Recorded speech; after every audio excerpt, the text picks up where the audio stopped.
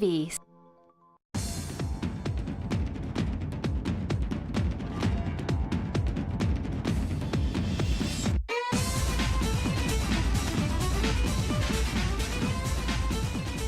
Well, good evening, everybody. How are you doing tonight? It's your boy DC back for the first edition of the 2024 season of Out of the Fog. Can't believe it. So many great guests in store. So much fun we're going to have. And some good chats, too, with people all across the province from arts and business, not-for-profit, who are doing cool things, and they deserve some hang time on the couch so that you know what's on the go.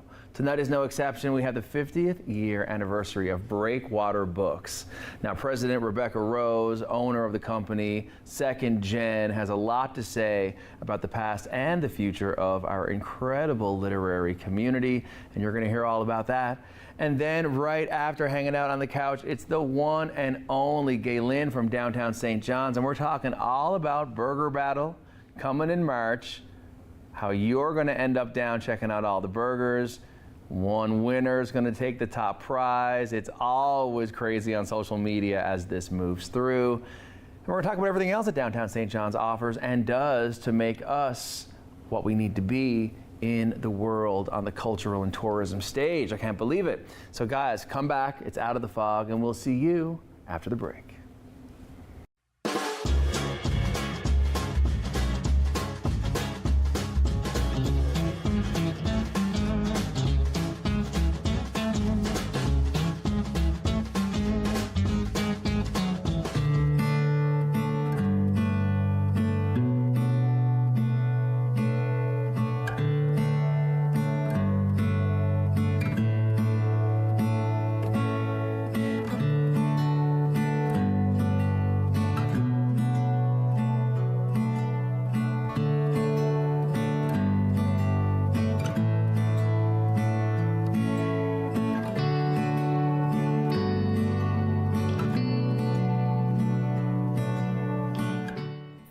Welcome back, everybody. This is Out of the Fog, the first show of 2024. Can't believe it. And who better to kick it off with me?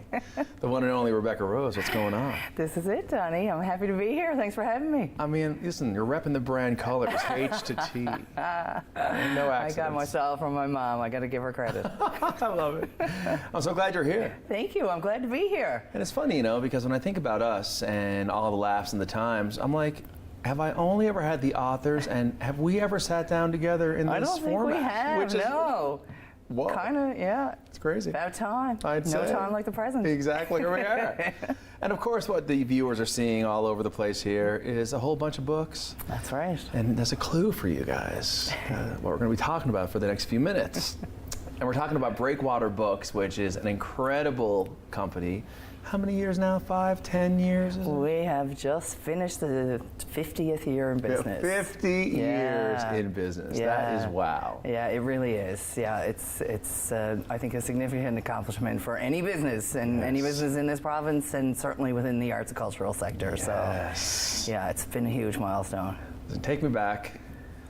You know, the father started it all.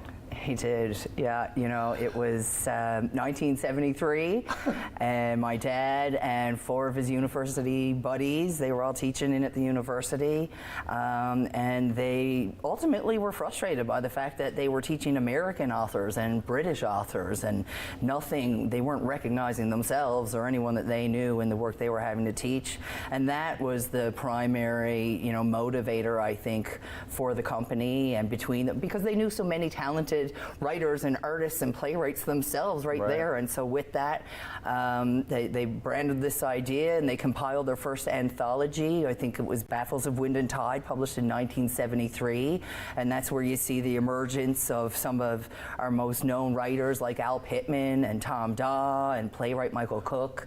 And it worked right out the gate. And there was an obvious and an immediate appetite for Newfoundlanders to see themselves in books in literature and to read their own stories. And that's where it all formed, in the basement of our, not the basement, rightfully, truthfully, the garage of our house in Portugal Cove was the starting home of the press, if you would. Wow. And, they had nothing to start. My mom was a social worker at the time. It was her salary that financed the early days, and their vision, and I think really the response and the support of the arts community that saw the value in this, and followed. Wow. Followed them. Yeah. That's amazing. In the garage. Isn't it? Right? Right? Like, how many companies have their founding like that? I'm sure plenty, but to stick around and then grow to the extent that Breakwater has, and the inroads that it's made nationally and internationally over 50 years, it's pretty overwhelming. Yeah. I mean, to say that he must be proud of where you continue to take it, is it an understatement? I think it's a fair statement. He ironically and bittersweet, passed in 2023 as well, in our 50th year. And yeah, I'm glad that we had the time together, and over the years in building this company and fighting over it and celebrating over it and everything in between. I think he was quite proud that I was able to find a way and find my team and the people working with me and the things we've implemented into the company to keep it going for the latter 20 years. Yeah, that's right. And here's hoping we get another 20 at least, maybe 50 if we're lucky. I'd say you will. Yeah. So, we're talking about inroads. That means to me relationships, people you can call on, people you know that you can get a better scenario from, help your artist go further. Yeah. And not just locally, but in a national and international context as well. Yeah. How important is relationship building in what you do? I think it's hugely important. I think it's been a big part of why I've been successful in my tenure, and I think it's a big part of how the company's been successful over those 50 years. Dad and all the people involved in the early years did a lot of relationship building with government, with local businesses, with non-traditional outlets that are willing to support books. And then you think nationally and internationally, we were one of the first firms going to international book fairs like the Frankfurt Book Fair, and trying to bring Newfoundland and Labrador writers and books to international markets like that. So coming in 30 years into that, I'm getting to meet and pick up relationships that are 30 years built by Dad and the staff, the early company, members of the company, and continue those relationships. And that lends a lot of credit in this day and age to our ability to successfully sell Newfoundland writers into the market. That longevity, that consistency, knowing that this business has been around a long time, they'll take you seriously, they'll hear your pitch, they know you're publishing something good and worth hearing about and investing in themselves because you've been around and you've been successful with it. If you look at Dr. Khalili's here, A Life Spent Listening, this is the first book by Dr. Khalili ever written. It's self-help and reflections on his experience as being a psychologist in Newfoundland and Labrador for the past 40 years. Wow. And we've just brokered a deal to China for this, to a Taiwanese publisher. It's brilliant, for a first-time writer to get translated into foreign market is a huge outcome. So the relationships built in the early days by my father and his team are still growing and benefiting this press now. Yeah, it's amazing. Yeah. And thank you so much for bringing this up, because there's a reality that I think we talk about, and it's interesting for the viewers to know at home, which is, and this is an expression I heard years ago, if it don't make the page, it don't hit the stage. And yet, a book is meant for often far more than that initial piece that we are Print feeling. format, Exactly. exactly. I Tell mean, me more. now in this day and age, we're doing so much about accessibility, if you would. So we're making print books, we're making ebooks, we're making accessible ebooks now. We're making audiobooks. We just finished a project of making 5 accessible audiobooks so that they work with all special needs and machinery for all audiences to be able to use them. Translation, right? So now we're translating into Taiwan. We've just sold My Indian to a French-Canadian publisher. So we're really investing in and trying to bring our stories and the books that we're producing and making them available in as many formats as we can afford to do so, to reach as many audiences as we can for our authors and for the public to be able to consume them. Couldn't and agree to more. expand the audiences as best we can. So, and then that also, sorry, you mentioned film, but I mean, so many films started as books, right? Exactly. So there's a lot of new energy too, in not just translation and translation into foreign market, but to adapting books to the stage, adapting books to film, adapting books like you saw with Lisa Moore last year to opera. Yes. Fantastic, exciting opportunities there, right? And what is a book? Yeah. You know, is it the wall of text that might intimidate, you know, someone who would love to delve into, you know, something, but they worry about the overwhelm? But a book can be anything. And a book can be taken in how any given person wants to consume it, right? Exactly. And that's it. And that's why these alternate formats matter. We all appreciate content differently. We all learn differently. So the more formats we're able to present the work of the artists that we are working with and expose them that way, the more they're going to be engaged by the audiences they're seeking to plunge. So it matters. Oh, it matters. Yeah. And it makes me, hearing you say all this and talk about the various ways that we can consume, like I know I listen to my books in the morning. Yeah. Yeah. Through my headphones. I listen to my audiobooks washing the dishes after work. Exactly. Yeah, or Sometimes driving. in my car, which is I love, right? Yeah. It lets me get more in too. Well, exactly. Yeah. And there's something about delving into whether it's the words that you're hearing or the words that you're reading. It's the escape. And based on the topic, it's the passion. And listen, there's no doubt that it's all being appreciated by your boy here. Question for you. Yes. Every one of these books is tied to a relationship that you have. Yeah. Right? A lot, yeah. What do you have to say to the person at home who has an idea, has a story, has a dream, and they don't know how to start or how to get started, but they look at what we're seeing here with these books and these authors and these stories, and they're just like, how do I do this? What do you say? It really, I mean, for us at Breakwater, it really is, in this day and age, in the market conditions that we're working in as an independent Canadian press, this is really partnership work. Like we view the books that we're publishing and the authors that we're working with as a partnership. They need to be heavily involved in the process. It's not just like give us your story and off we go. Right. I think that's the perception in many cases, and that is the case with huge multinational publishers who dominate the market. Because you hear those horror stories. Exactly, and they have success stories too, right? Sure. But like there's 5 multinational publishers, and they rule the publishing worldwide, straight up. But the independent publishers, you're going in partnerships. We need to work hands-on. We need to work with your networks. We need to work with ours. We need to merge efforts and blend. So as much as we can achieve that, the best of what you can bring to the table and the best of what we're doing and can bring to the table, the more successful we're going to be. And the communities of people that support any one of these given authors are hugely important. Like right now with the market conditions we face, the biggest impact a friend or a fan can have of any writer they know or like is to tell someone they like that book. Yes. Write that review on Amazon's website or online somewhere, or tell someone. Word of mouth still comes back at the end of the day to be the biggest support for any given writer. I agree. Particularly independent writers published by independent presses. Yeah, no, you're right. And it is a partnership in the relationship. And I have a book idea. Can I talk about it with you on the break? You absolutely can. I want to hear it. Yeah. Right, guys, you might hear about it sometime soon. I won't tell you just yet. Listen, we're in our final couple of seconds here. Yeah. 50 years, incredible legacy, incredible history, incredible future. Yeah. What's next?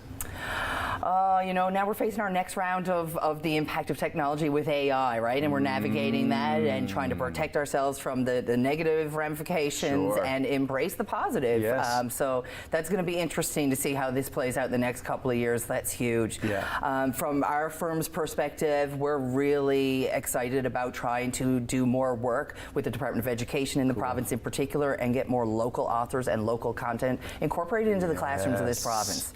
That is how we got founded 50 years ago, and if we're not careful, we're going to end up back to homogenized content. Nobody wants that. So we're really looking for ways to work with government to get more of our local talent showcased in our local classrooms, ultimately our homes, and supported at home.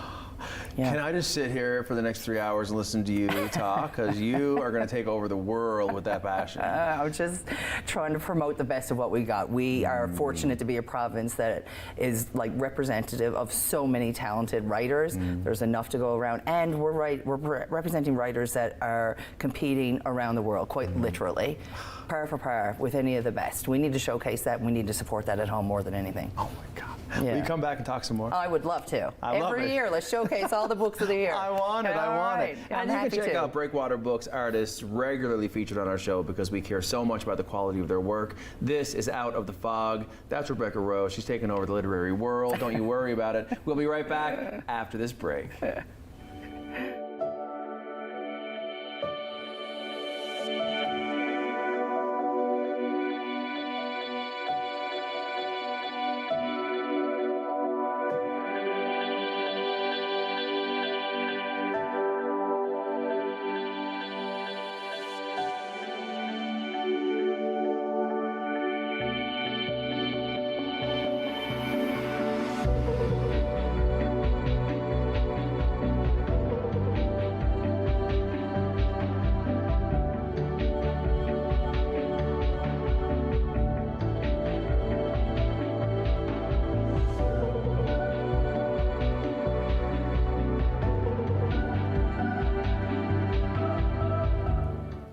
Welcome back, everybody. This is Out of the Fog, and the smile on my face is just from the nonstop laughs that I have with Gaylynne every time we hang out. How are you doing tonight? I'm doing well. I have fun with you too. Oh my God! Listen, we're like two sticks of gum. Speaking of which, thank you. And listen, I got to tell you what, the Christmas parade that went on, a smash.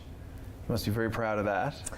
It's always great when the community comes together. I mean, it's a lovely event. I always say, you know, I'm the orchestrator of it, basically, but it's the community's event because it's stuff that they put forward for everybody else. So it's wonderful, and I'm really grateful that they did it, and you know, our team and all that, especially since we had an unscheduled postponement. Oh yes, it happens. That happened. Right. So, but anyway, listen, it all worked out for the best, and everything was great, and it was a beautiful event this year, for sure. Yeah. Speaking of beautiful events in the downtown of our city of legends, we used to say, and we should say again, we'll see.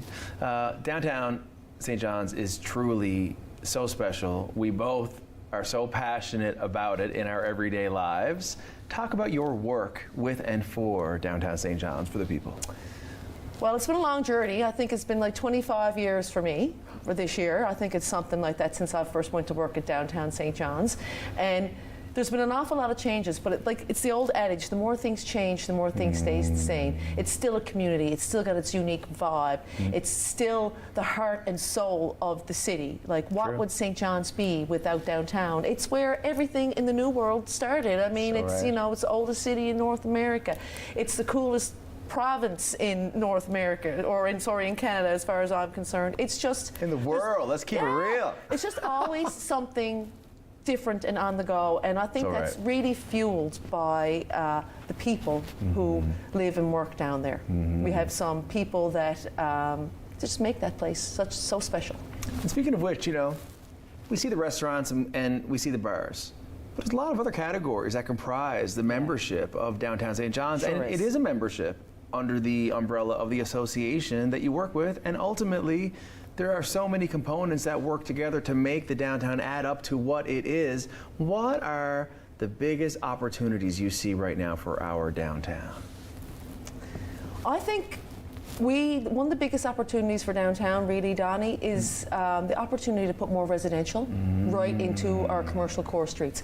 We have some buildings there right now that can certainly maintain retail on the bottom, but there's nothing like infusing life into downtown, like new people moving in and living there and utilizing those services and making it a part of their everyday living. And we have an opportunity for that right now. There are some old buildings down there, and it looks like, you know, that could be possible. Not only will it help with the housing crisis, but it'll also help even, you know, invigorate downtown more. More people, the better.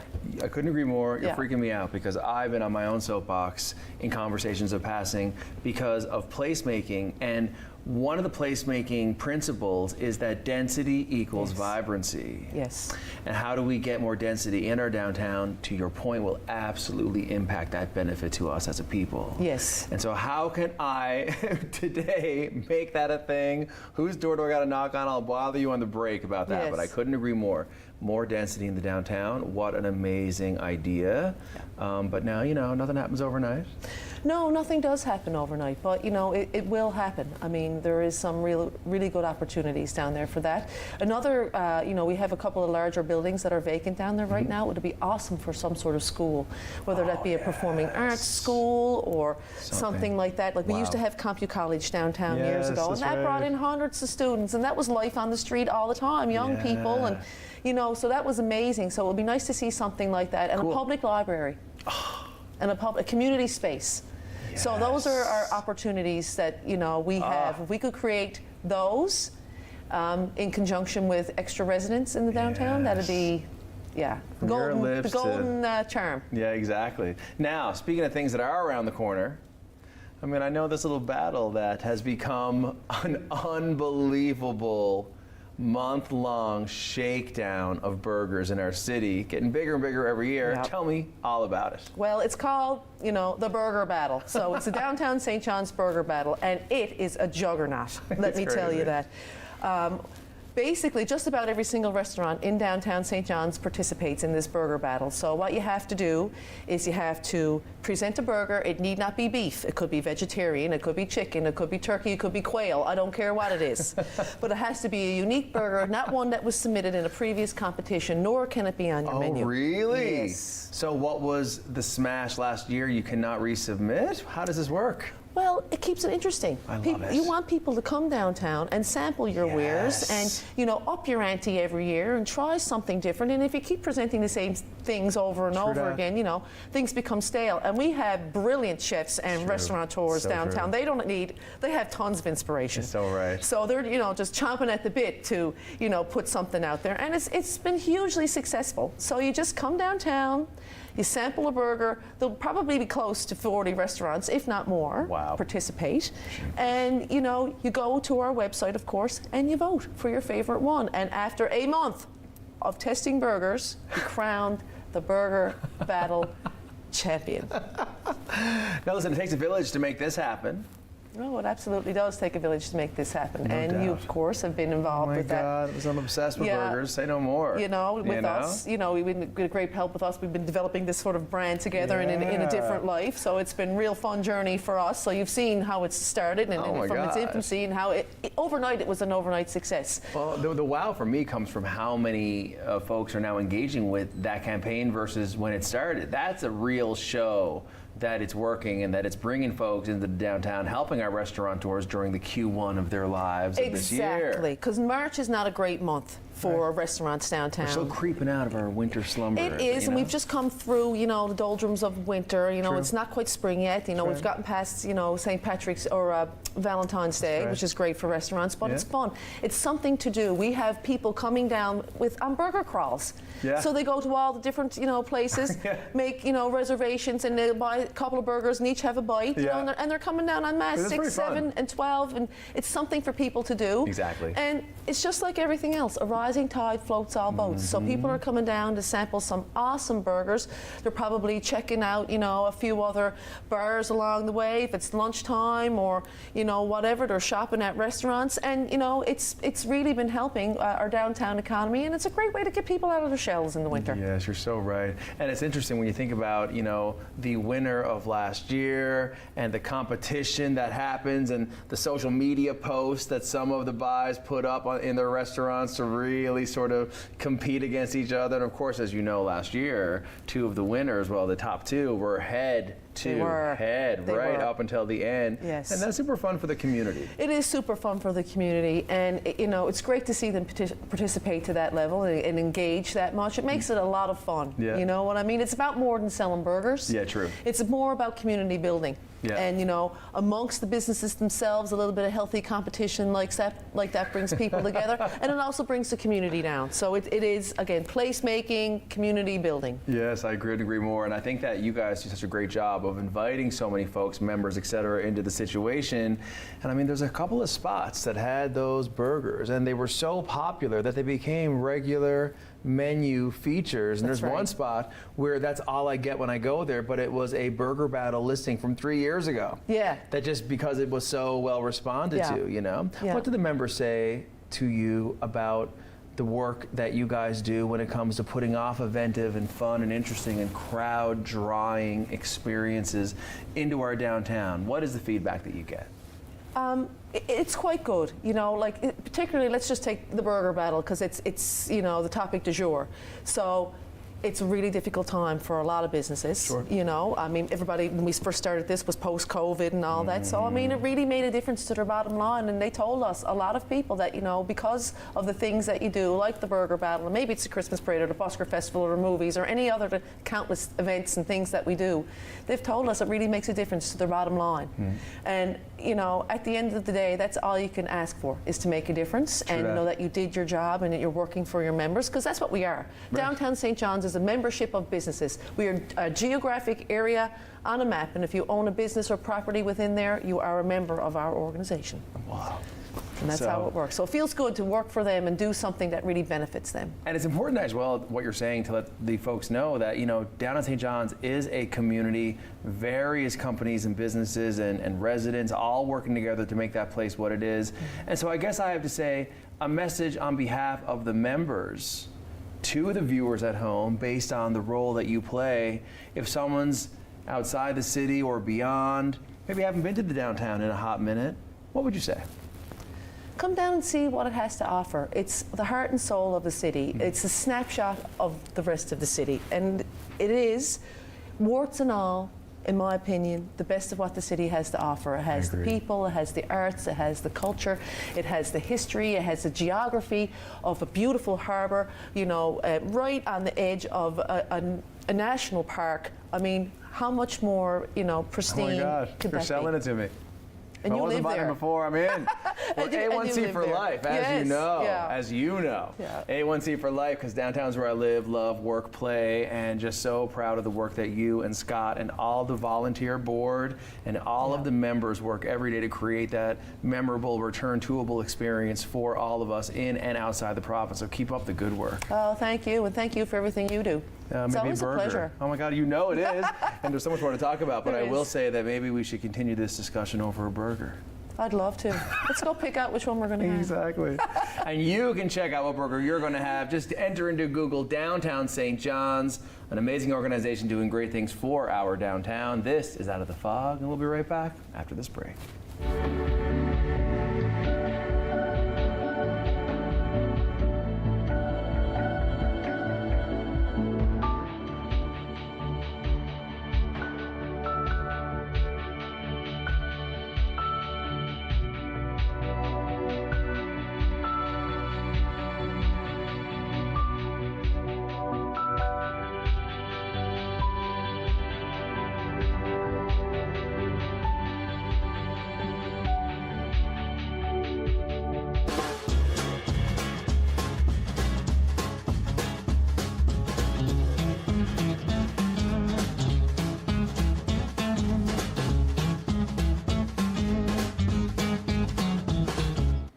Well, everybody, what can I tell you? Another wicked episode of Out of the Fog. In my own view, if I do say so myself, Rebecca Rose and Gaylynne are both queens in the game.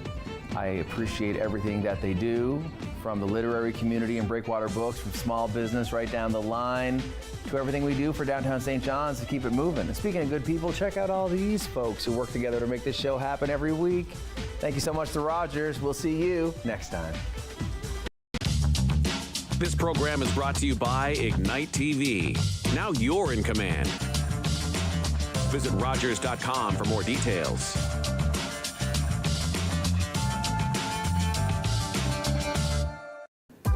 We want to hear from you. Provide feedback on this show or find out how you can get involved. Call, email us, or scan the QR code to take our quick survey. This year, the NHL All-Star Game is in Toronto. Here in my house. In our house. And all